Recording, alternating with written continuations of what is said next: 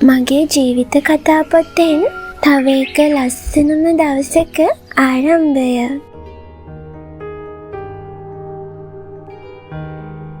අද හරිම සීතල දවසක්. උදේම මට හිතුණා හස්බන්ඩ් එක්ක කුඹරට එන්න.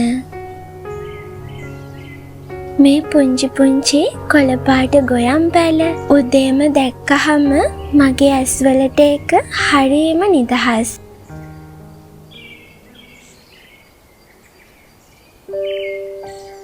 ඔන්න ඉතින් කුඹුරේ ඇවිදලා අපි ආවා උදේට තේ බොන්න. තත්පරයකටවත් නවතින්නේ නැති හුළඟ නිසා මේ පැල ඇතුළට වෙලා ඉන්නකොට පොල් ඇතු වලින් ඇහෙන්නේ හරි අමුතු සද්දයක්. එක දිගටම ඒක අහන් ඉන්නකොට මට ඒක දැනෙන්නේ මියුසික් එකක් වගේ. ඒ විතරක්ද මේ පරිසරයේ ඉන්න පුංචි කුරුල්ලෝ එයාලගේ සද්දෙත් ඒ මියුසික් එකට එකතු වුණාම මෙතන හරියට නිකන් සංගීත සංදර්ශනයක් වගේ.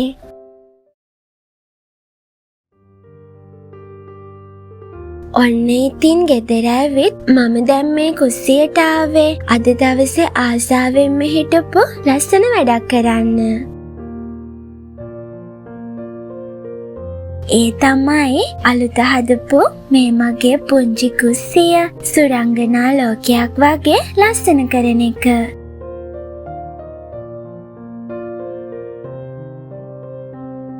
මම ඉතින් මුලින්ම මේ කවුන්ටර් টොප් එකේ බඩු ඔක්කොම අස් කරලා මෙතන හොඳට පිරිසිදු කරගත්තා. මම ජීවත් වෙන නිදහසේ හුස්ම ගන්න මේ පුංචි අවකාශය ඒ කියන්නේ මගේ ගෙදර පුළුවන් තරම් පිරිසිදුවට ලස්සනට අස් කරලා සුවඳට තියාගන්නයි හැම වෙලාවකම මට ඕන කරන්නේ.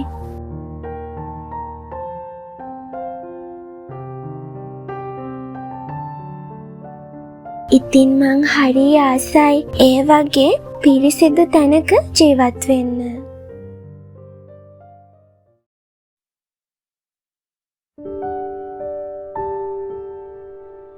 ඔන්න ඉතින් ඊට පස්සේ මම හස්බන්ඩ්වත් එකතු කරගෙන අපි අරන් ආපු මේ පිඟන් කෝප්ප තියෙන රැක් එක හදාගන්නයි යන්නේ. මං පුංචි කාලේ ඉඳන් ගොඩක් ආසයි මං ආදරය කරන අය මං වෙනුවෙන් කාලය යොදවනවට. ඉතින් ඉස්සර කාලේ අම්මගෙන් තාත්තගෙන් ඒ වෙලාව මං හෙව්වා. දැන් මං ඒ කාලය හොයන්නේ මගේ හස්බන්ඩ් ගාවින්. ඉතින් දැන් නම් අපි මේ රැක් එක හදාගෙන ඉවරයි. ඊට පස්සේ මල් වැලක් අරගෙන මේ රැක් එක මම පොඩ්ඩක් හැඩවැඩ කරා. මම ජීවත් වෙන්න ආස මගේ ලෝකෙ හරි වෙනස්. මේ වගේ පුංචි සුකුරුත්තන් දේවල් වලින් මගේ හිතට දැනෙන සතුට නම් වචන වලින් කියන්නත් බැරි තරම්. ඉතින් ඊට පස්සේ ඒ වැඩේ ඉවර වෙලා දැන් මම මේ ලෑස්ති වෙන්නේ තේ හදන තැන ඒ තියෙන තේ හැඳි එහෙම තියාගන්න පුංචි කෝප්පයක් හදාගන්න එක. ආර්ථිකය මේ තරම් තරඟකාරී වෙලා තියෙන අද වගේ ලෝකෙක මිනිස්සු වෙන අපි හැමෝගෙම හිත ටිකක් කලබලයි. හැම කෙනෙක්ටම වගේ මගේ හිතත් සමහර දේවල් වලින් හරිම නොසන්සුන්. ඒ වුණත් ඔන්න මේ තින්ත කුප්පි වලටයි පින්සල් තුඩටයි පුළුවන් වුණා මගේ හිත එක පුංචි වෙලාවකට සංසුන් කරලා සැහැල්ලු කරන්න.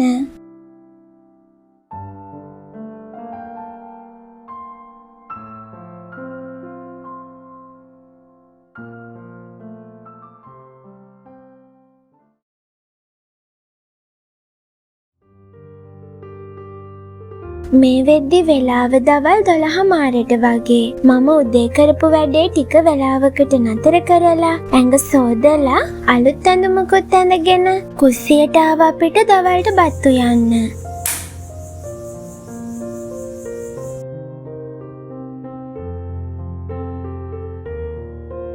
මම ඉස්සරලාම බිත්තර ටික තැම්බෙන්න ලිපෙන් තියාගත්තා. ඔන්න ඊට පස්සේ මම ගොටු කොළ ටිකක් තෝරගන්න හදන්නේ කොළ සම්බෝලයක් හදාගන්න.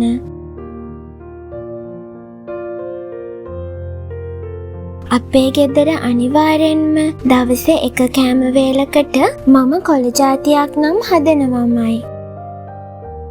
මේ කොළ ටික සෝදලා වතුර අයින් වෙන්න පැත්තකින් තියලා තැම්බිලා තිබුණු බිත්තරවල බිත්තර කටු ටිකත් සුද්ධ කරගෙනම උයන්න පටන් ගන්නයි හදන්නේ.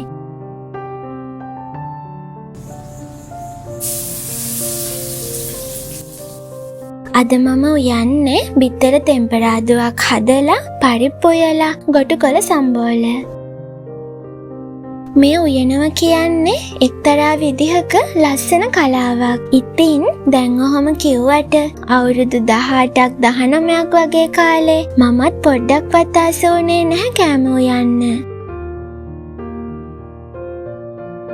මම හිතුවෙම ඒක හරිම කරදරකාර වැඩක් කියලා. ඒ වුණාට අවුරුදු 20ක් 21ක් වගේ වයස වෙද්දී මම තේරුම් ගත්තා අපි ආස දේවල් අපිම හදාගෙන කන එක වදයක් නෙමෙයි. ඒක අපිට තියෙන්න ඕන දක්ෂතාවයක් කියලා.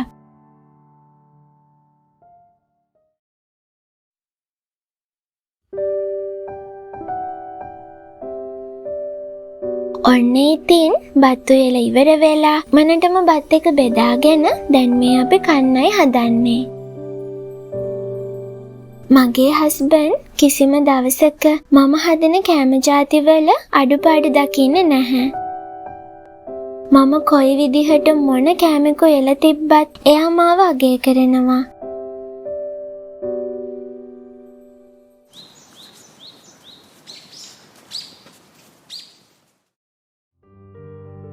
බත් එහෙම කාලා නිදහසේ ඉන්න මේ වෙලාවේ මං ආවා මම ආසාවෙන් කරන වැඩක් කරන්න. ඉතින් මම හරි අහම්බෙන් දැන් අවුරුදු 3-4කට ඉස්සරලා මේ ට්‍රේඩින් කියන දේ පටන් ගත්තා. මුල්ම කාලේ නම් මම මේකෙන් කිසිම සල්ලියක් උපයගත්තේ නැහැ.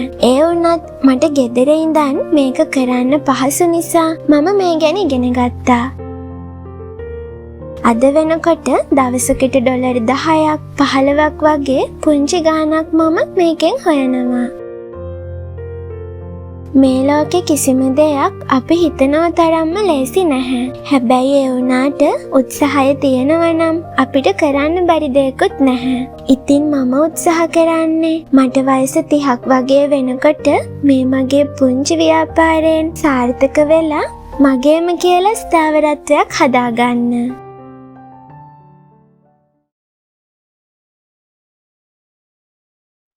මගේ ජීවිතේ උදා වෙන හැම දවසක්ම මම පටන් ගන්න හරි ආසාවෙන්. ඒ දවසේ වැඩ ටික ප්ලෑන් කරලා දවල් 12 වගේ වෙනකොට මට කරන්න තියෙන ප්‍රධානම වැඩ ටික මං ඉවර කරනවා. ඉතින් අදත් ඒ විදිහටම වැඩ ටික ඉවර කරගෙන ඇඟ හැම සෝදලා ලස්සන මල් ටිකකුත් කඩාගෙන මම කුස්සියට ආවේ. මගේ මේ හවස් කාලයත් නිදහසේ ගත කරන්න හිතාගෙනමයි.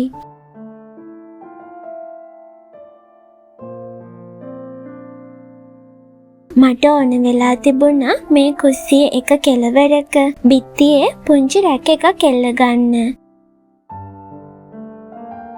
මම හස්බන්ඩ් කියලා මේ දැන් ඒ වැඩේ තමයි කරගන්න හදන්නේ.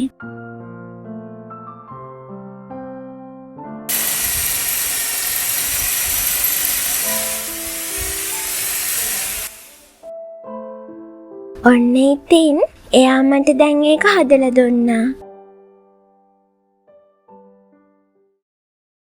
මගේ මහත්තයා ගෙදර ඉන්න දවසට අපේ කුස්සිය හරියට නිකන් පුංචි කඩයක් වගේ. මම එයා ආස කරන එක එක ජාතියේ රස කෑම හදනවා. ඔන්න අද මට හිතෙන හැලප හදන්න. මම ඉතින් කුරහන් පිටි, පොල්, සීනි, ලුණු මේ ඔක්කොම දාලා මේ පිටි මිශ්‍රණය හදාගත්තා.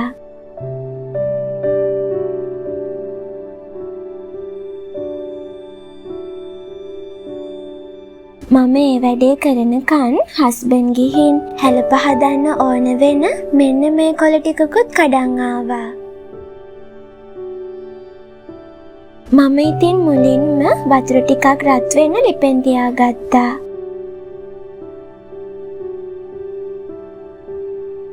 ඔන්න ඊට පස්සේ මේ මම හදපු හැලප මිශ්‍රණය මේ කොළවලට දාලා හැලප ටික හදාගන්නයි යන්නේ.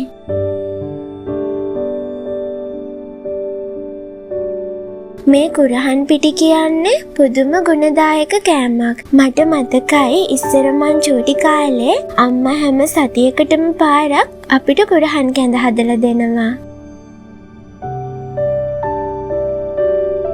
අර කලින් ලිපේ තියපු වතුර ටික රත් වුණාට පස්සේ මේ හැලප ටික මේ භාජනය උඩින් තියලා හුමාලයෙන් තඹ ගන්නයි මම හදන්නේ.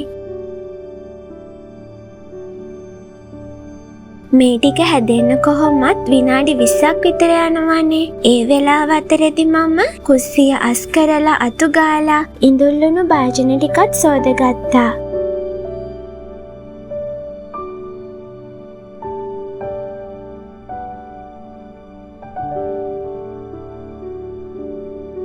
මෙන්න ඉතින් දැන් විනාඩි 20කට පස්සේ මම හදපු හැලප ටික හොඳටම හැදිලා තිබුණා. ඉතින් හස්බන්ඩ් එක්ක බිම වාඩි වෙලා මේ දැන් හැලප කන්නයි හදන්නේ.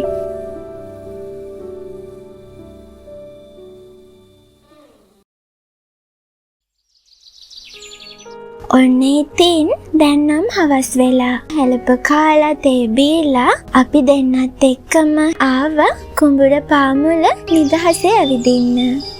ඔහොමයි ඉතින් මගේ මේ අද දවස ගත වුණේ. එහෙනම් ඉතින් අදට මම ගිහින් එන්නම්. ආයෙමත් දවසක ඉක්මනින් එනකන් ඔයාලා හැමෝම පරිස්සමින් සතුටින් hina වෙලා ඉන්න ළමයෝ.